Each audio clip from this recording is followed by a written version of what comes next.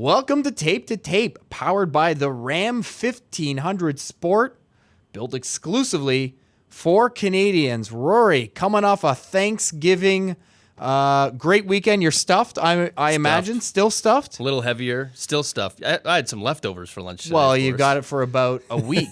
And we got a lot to chew on this episode. Great transition there by the host. If I do say so myself. We got Penguins. We got a little Sabres. We have to talk Colorado, undefeated, as we record this podcast right now. I think we're going to touch a little bit on the Devils, who are very much not undefeated. But why don't we start with Pittsburgh? Okay. They threw a couple touchdowns on the weekend, hung 7 in Minnesota, and then 7 more in Winnipeg. I mean, of course, this is being powered by Sidney Crosby, Chris Letang off to a great start, and the backdrop, as I'm sure everyone listening knows, is the packed infirmary of Evgeny Malkin, Nick Bjugstad, newcomer Alex Galchenyuk.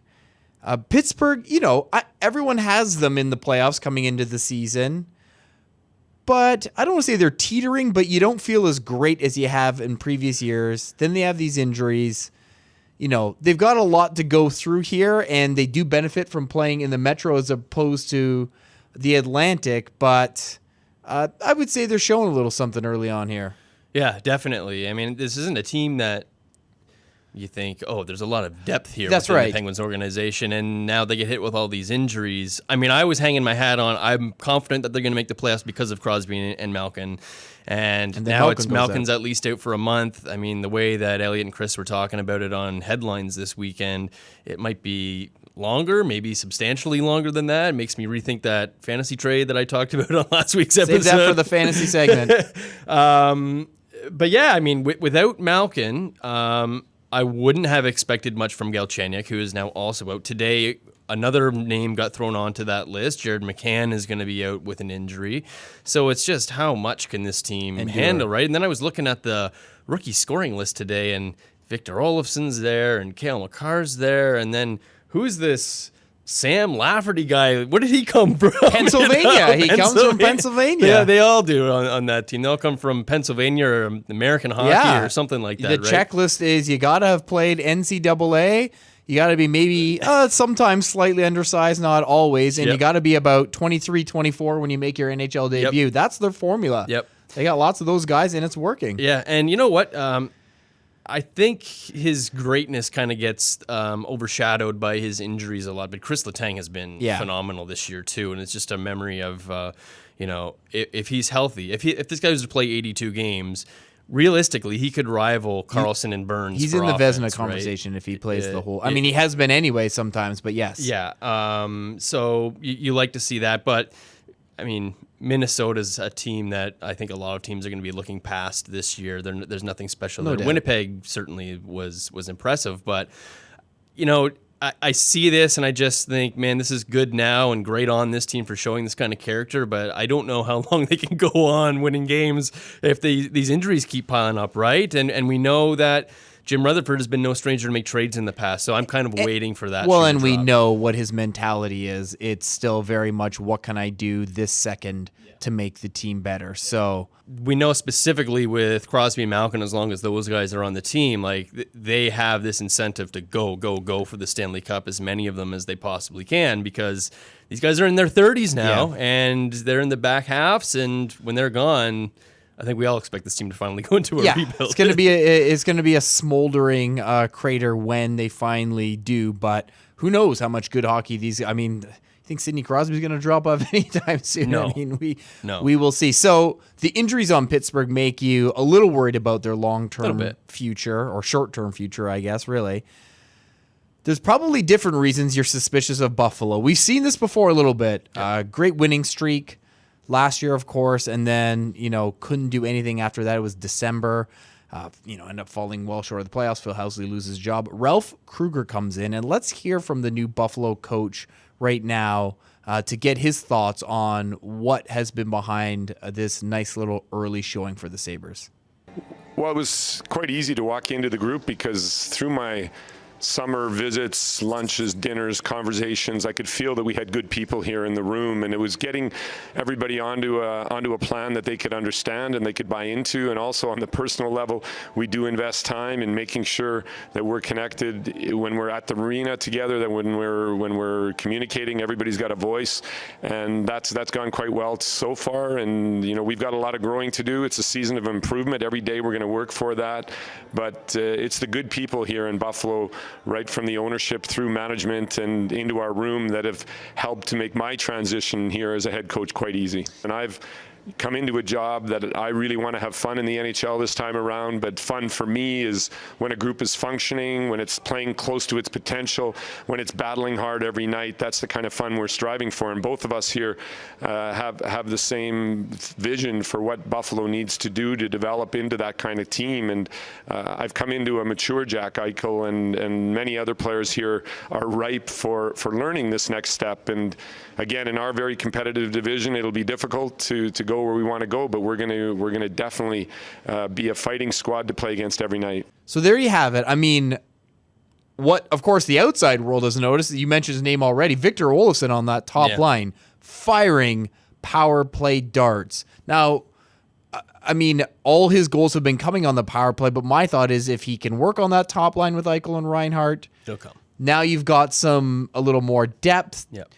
Right now, Linus Ullmark and Carter Hutton look good in goal. Mm-hmm. Is there some staying power here? It's possible, I suppose. I'm not buying into it. Because won't. What was it, a 10-game winning streak last year through November? And I remember what that narrative was. Oh, maybe it's finally happening for Buffalo. And we've talked a little bit about this. And that's the trouble I'm having, is they need to do this for more than the first 2 weeks of the season, right? And it probably needs to be more than a month, because they did that last year. But it is good to hear Krueger talk about these guys buying in, because we've seen it so many times in the past. The guys that they traded to Minnesota a couple of years ago talked about, how like dreary it was in that dressing room. Yeah. O'Reilly talked about losing his love for the game, and we see this a lot, that you want to go into a rebuild and all this, and it's as easy as getting the players. It's not as easy as that, because you've got this culture and everything. So to hear the coach, who we talked about, the silver lining was this guy tends to get more out of his players than is maybe there. And he's shown that in the past. So to hear him talk about this group specifically buying in and being all about what he's teaching them and wanting to get out of them, that's a really good sign for the start of the season. There are definitely going to be hiccups. Sure. You wonder if Ristolainen gets traded. Jeff Skinner's got 4 goals to start the season here. He is going to hit a cold streak. It's going to happen. But, I mean, I am interested to see how much staying power Olofsson has, because he's not going to be a 90-point player, I don't think. But if he is a serviceable, excellent, like Calder-winning maybe first liner, that's a game changer, because like you said, it allows you to move Skinner maybe off of that top line. It allows you to have maybe a little bit more depth than you did last year. I still worry, though, when he gets to that first trouble spot on the calendar where he's struggling a little bit. Can he get out of it, or do they have to move him down the lineup, and then what happens at that point? It's really tough to judge this team until they hit those kind of bumps in the road. We'll save the Avs for the next block. We're going all east here, and pretty metro heavy, because I want to talk a little bit about the New Jersey Devils, who were an intriguing team coming into the season. Playoffs probably felt like a stretch, but some optimism with PK Subban coming in, Jack Hughes, the first overall pick, even Wayne Simmons.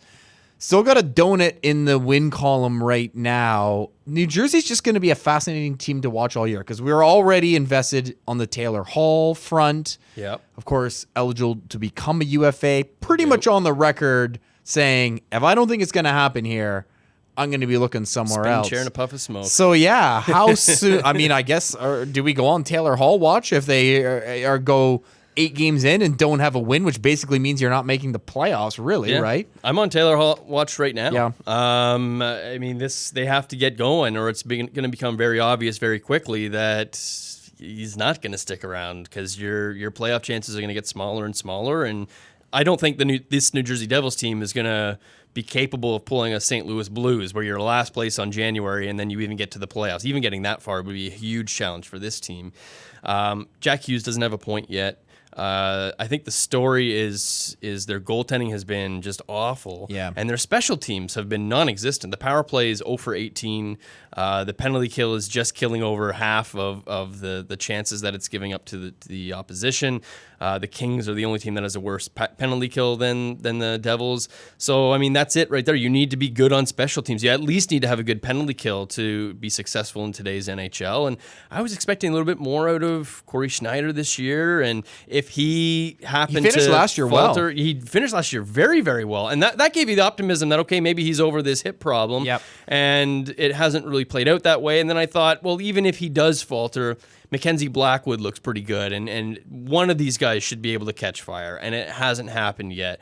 I expect that should come. I don't think the Devils are worst team in the NHL bad, but this is definitely a troubling start, and this Taylor Hall story is going to be following because I think, too, there comes a point for the GM where you don't want to push this until the trade deadline, right? You want to figure out early, okay, well, really, what are the chances that we can keep him so that you're in a position to take a really great offer when it comes, and you're not just kicking the can down the road, and then it maybe is too late and you're taking less. We've seen that happen with how Ottawa kind of handled Mark Stone, right? Maybe they could have got more for him 2 if months they got before it in the front of deadline. that. Yeah, so I'm not even thinking that this is something that could happen at the trade deadline. Like, is this something that could happen in December or January? It really depends on if things improve and how much they improve for the Devils. Okay, let's talk about another UFA, Braden Holtby. And the Capitals are in an interesting spot Really, yes. because Nicholas Backstrom is up. He needs a new contract. He will be a UFA come July 1. And Ovi has this year and one more left on his deal. I mean, obviously, with a team that's won the Stanley Cup and been as good as Washington has been, as you would expect, they are up against it. Yes. So here comes Ilya Samsonov, who's basically the highest drafted goalie the past 10 years. He was 22nd overall. Your boy Spencer Knight, the Panthers snatched a high one. We don't really see that much anymore. No. They snatched him in just this past June. So all this is to say, great pedigree, Samsonov. He drafted in 2015, stays in Russia, comes over to the AHL last year, but always thought to be, had a pretty bright future. And lo and behold, he has 2 starts so far, and they're both really good, and Holtby's struggling a little bit. Now, a little bit. Holtby's struggling. I'm giving a pass to a guy with a cup and a vessel, but he is. Okay, he is. He, just to state it plainly, and it's not like Holtby's been lights out guy the last couple of years. He wasn't their starter when they won the Stanley Cup. He came to the rescue and found his old game. Yep. So now if you're sitting there and you're Brian McClellan, the GM of the Capitals, these are the situations where I really want to get inside a GM's head because, your options aren't keep Holtby around for one more year and see how it goes and then maybe turn the reins over. You don't get that luxury. It's commit to Holtby, who's still, maybe he can't go out there and demand an outrageous contract, but he's getting someone's going to give Braden Holtby multiple years. And maybe the Capitals ultimately still feel that is in their best interest. But if you see Samsonov, who you've expected to be good for 3 or 4 years, really play well in his debut, get 35 starts, now you're looking at a situation going, well, can we turn over the soil here and have a starter on an entry-level deal and put, basically save $5 million against the cap as we try to sort out all this other stuff? It's tough. It's real tough. There could be a team, and there was probably only one of them last summer that clearly, obviously, needed a goalie. So the Florida Panthers went out and threw a ton of years and a ton of money at Sergei Bobrovsky, who is also struggling, by the way. Guarantees nothing, Who right? has the Vezinas but not the cup. You wonder, will there be a team like that could go after Holtby? Yeah. And maybe it's a team, say the Edmonton Oilers just miss or just squeak into the playoffs and lose in the first round, and it's the goaltending that turns out to be an obvious weakness for them. Holtby's from Saskatchewan. He's a Western Canadian guy. Would he think they wouldn't give the him 4 possibility? years? Yeah. For sure. And a ton of money. Would they go up around $10 million for a guy like that? I don't know. I mean, it's certainly possible after what just happened to Bobrovsky, but for Washington, with where they're at and all the contracts that they're already paying out, Jacob Vrana also was up in 2 years, and he's going to get a decent little raise the way he's going. You need to find ways to save money. I don't know if you can go more than like $7 million or so for Holtby. He's making 6.1 right now. And even that, like you said, you're going to have to sign for terms. So there's a little bit of risk. And at that point, it's like, if you're going to sign Holtby for that money for 4 or 5 years or more, why do you have Samsonov? Yeah. And Samsonov, if you look at his numbers in the AHL from last year, just the season-long numbers, they're not going to really jump off the page at you. You're going to kind of look at them and say, well, what's the big deal with this guy? But if you look at what happened from January on, it looked like he finally kind of got settled into that North American crease. He was way better in the second half. Like, he was elite, one of the top goalies in the AHL in the second half last year. And now he's got this start in the NHL. I think this is a really, really interesting. I don't think they trade Holtby because there's value in having him for a playoff run, right? And having two, that's right. They needed it when they won the Stanley Cup. Absolutely. Like you said, Grubauer went in, and then Holtby came out and saved the day. So you might need that again. I wouldn't expect them to trade him, but could they lose him in free agency intentionally? That might be where this goes, unless there are some obvious holes that start to be punched in Samsonov's way. And again, we'll see. Like, teams will get tape on this guy. The second time they meet Samsonov, maybe we'll discover there's a blocker, catching weakness, or whatever it is, 5-hole. But right now, that's not obvious, and the guy looks like he might have some staying power. And if that's the case, we've learned that if you can save dollars, the best way to do it is in net if you can find that value, and that might just be the only way that makes sense forward for the Washington Capitals. Tough decisions when you're a GM of a hockey team. Tough decisions when you're the GM of a fantasy hockey team. We're going to talk a little fantasy on the other side of the break, and we're also going to get into the Avs. Everyone thought they were going to be good, and so far everyone's right. So we will see what's going on with one of the hot young teams in the NHL coming up on the other side of the break on Tape to Tape. All right, welcome back. If you're listening to this podcast, I think like the two guys sitting in these chairs, there's a decent chance you are into fantasy hockey. If that is the case, you have to check out the Sportsnet Fantasy Hockey Pool. Go to sportsnet.ca/fantasy for a chance to win all kinds of prizes, but most importantly, a 2020 Ram 1500 Sport. Rory, we're in the same pools. You get people asking you for advice as well. I can't ask you for advice because you'd be hosing yourself. Yeah. But what's going on in the world of people hitting you up for fantasy questions? I'm usually not the go-to, and I would encourage people to go to Nick Alberga for their fantasy advice, our fantasy guy, and he'll appear on the show. Also in one of our pools, so we can't ask him either. We cannot ask him. He's going to intentionally misguide us. And actually, well, let's reserve judgment until we play Nick in our fantasy pool, and maybe we are the guys that people should be coming to. That's true, actually. I feel like I need to apologize to Nick Campano, who came to me on Twitter last week and asked me for some start advice, 3 goalies. Corey Crawford, Pekka Rinne, and Devin Dubnyk. And just looking at the matchups, I thought, okay, well, I'm going to pick out Rinne and Crawford here. And then the way the night played out, I think Dubnyk was the way to go on this night. So I feel like I need to apologize to you, Nick, if I led you astray there. I understand if you never come back to me again for fantasy advice. But you know what? I did crush my brother in the first week of our Yahoo pool. Yeah. So I had a big comeback against our boy Sonny from the Sportsnet newsroom, and I haven't seen him yet. And full disclosure, when I joined the pool, I thought it was you, me, and Alberga, and then I find out half the newsroom's in it, including I believe one of our nut job producers around here, Avs fan Drew. Yes, he's who wants us to turn this whole podcast into the Avs. So we're going to give him maybe 10 minutes today, just to quiet him down a little bit. But my fantasy angst comes from the Avs. How itchy does your trigger finger get on the add drop button? One of our pools, you can just basically add as many players as you want. But the other one is basically 1 in, 1 out. And I'll give you my scenario here. Paul Stastny was a guy I liked, but then he wasn't between Pacioretty and Stone. Mm-hmm. So his appeal dropped a bit. Then he was back, and I was like, all right, if he's playing between those two guys, he's going to get some points. Who am I going to drop? Well, and just as we're talking, my boy Sonny goes right by the window. I should have. I guess I can't razz him because I didn't actually beat him. The wink and nod. Yeah, exactly.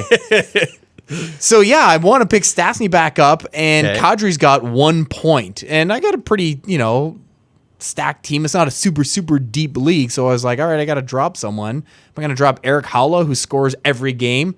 I end up dropping Kadri the game before he has his breakout and has his 3 points. So I'm immediately back on the waiver wire, and they're like, you can't add him because you just dropped him. And I was like, what do I do here? What do I do? I think I'm going to ride out Stastny for a while. I still feel like Stastny could, if he plays all year between Pacioretty and Stone, that's probably still an even better situation than Kadri. But this is all to say I had that immediate remorse, that immediate regret that you get when you drop someone and the next game they go out and are like, oh, actually, let me put up 1, 2, 3 on the afternoon. So I haven't run into any of those problems yet on the ad drop, mostly because in our keeper league I've been a bonehead and forgot which day waivers ran the last 2 weeks, but that's completely on me, which is also why you maybe shouldn't come to me for fantasy advice, by the way.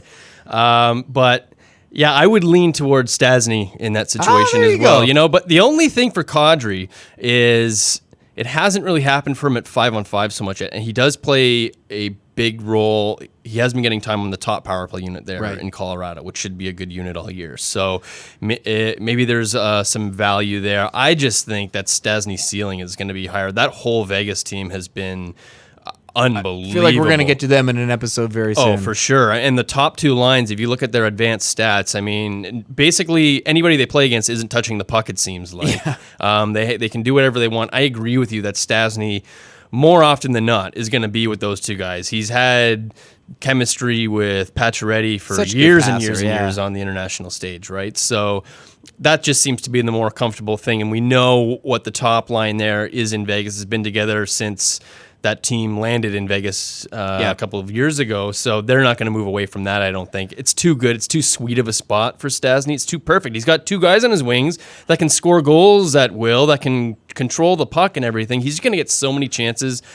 Vegas is going to win that division. I think it's looking like they might even run away with it at times, just because of how dominant they've been. Not because you're going to take anything away from 6 games and say, well, it's over, but just the way they have dominated the competition, basically anybody they've played, they really stand out to me as a very good story early on.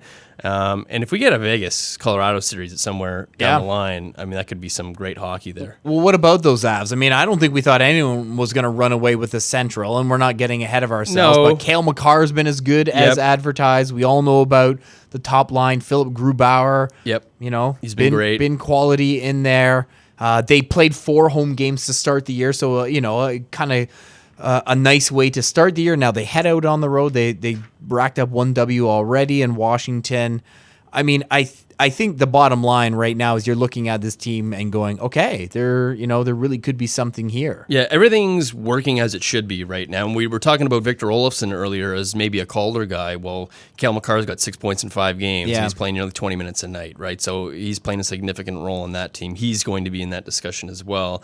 Kadri right now is playing with Jonas Donskoy and Andrei Burakovsky. Burakovsky being the bounce-back hopeful. Donskoy coming to Colorado after having great possession numbers with the Sharks, but just nowhere to go on that team. So maybe there's a little bit of chemistry still being figured out on that, because both Donskoy and Burakovsky have also gotten looks on the top line. And that was part of where their fantasy value was coming from, was one of them is going to be playing with Nathan McKinnon probably, so you want to get on that train. It's not happening right now. But when that chemistry hits, I'm confident that Kadri and Donskoy, at least, will both put up pretty good numbers. I'm not as sold on Burakovsky because he has had these chances before and it just hasn't worked out for him. But their defense has been great. There was question of still, is Grubauer a 50 starter, or is he still kind of a tandem, or maybe more of a backup? I think he looks like a starter. I've got him on one of my fantasy teams too. I've got him in the Yahoo League, actually. They just have a lot going for them. And when you have now what looks like a little more depth from your forward lines, where last year we're talking about Carl Soderberg or Tyson Jost or Alexander Kerfoot as your second line center, and none of those guys are fantasy relevant really. Well, now you've got Kadri, who can do just about everything. So there's just more depth. And then when you have that with Nathan McKinnon, is a bull in a china shop, can do whatever the heck he wants whenever he wants. This team I don't see how they don't take a step this year. Whether they win the division or not remains to be seen, but it certainly helps them that Winnipeg looks to be maybe taking a bit of a step back, although Nashville looks up to the task for challenging for that right now. Matt Duchene, nice fit there really early nice, on. I want to circle back to Drew for a minute because every time I hang out with him in the studio, I feel like it's a slowly evolving thing where you see another layer of his extreme fandom. Okay. Like it started back when we were doing the top 50 and he was like, so McKinnon's number one, right? Well, he's in the top 5. No, McKinnon's number 1. And then before this episode, he's like, well, yeah, what he said, if they win the division, Sakic's got to win GM of the year for the Kadri trade. Yeah. So it was a trade, Drew. There was 2 teams. Yes. One of the teams really got a defenseman they really want to. Maybe they'll win their division, but it was a classic, mic drop, like, it's got to happen. It did open up an interesting discussion, though. If which GM would win GM of the year if their team won the division? Yeah. And obviously Dubas would have to be in that because he was the guy on the other side of that trade. You wonder about a team like Edmonton. Yes. Like, it's early, but they look really good right now. That Neil pickup alone might get you there. That might do it. I'm not picking them to win the division or anything yet, but it does kind of open that up. And then Carolina, another team that looks just unreal to start the season. And as you know, the GM of the year discussion is always interesting because so many times it's about groundwork that was laid, years in advance, or GMX, comes to town and there's already some pieces there. You almost have to get more specific with it. Like to me, it is almost the Neil pickup obviously was great, but like Eric Howla, Sure. The moves like that just in the moment you were like, that could really pay off. The moves with great upside, or we should almost limit the evaluation like it should be within the past 12 months, the moves you've made. Sometimes it's a little deceiving, just the fact that Team X finished on top of the standings, right? Yeah, and that's why I didn't really agree with Waddell winning it last year. Sure. Because that was Ron Francis's team. Ron Francis built that team. And now I think what might end up happening actually is, say Carolina does win that division, and he has added everybody. He's added Holla. He's added Jake Gardner. He's done a lot to improve that team. He picked up Niederreiter too. He picked up Niederreiter, midway through last season. But can you give him the GM of the year 2 years in a row? Yeah. I don't see that really happening. But this might be the year he maybe deserves it a little bit more than he did last year, right? Sort of like the coach of the year too sometimes. But it's just... It's a layered one, the GM conversation. Here we are, we're mid-October. Yeah, we're handing out awards. We get a little ahead of ourselves in the Tape to Tape pod sometimes. Thank you so much for joining us on this episode. If you want to check out what Rory's doing, follow him on Twitter at Rory Boylan. Myself at Dixon on Sports. Make sure you're coming to sportsnet.ca for all your sporting needs. Certainly find the Tape to Tape pod there. We got some playoff baseball for a couple of weeks. The Raps are getting fired up, so exciting time. And of course, tons of hockey. So check back next week for more glass rattling hockey action on Tape to Tape.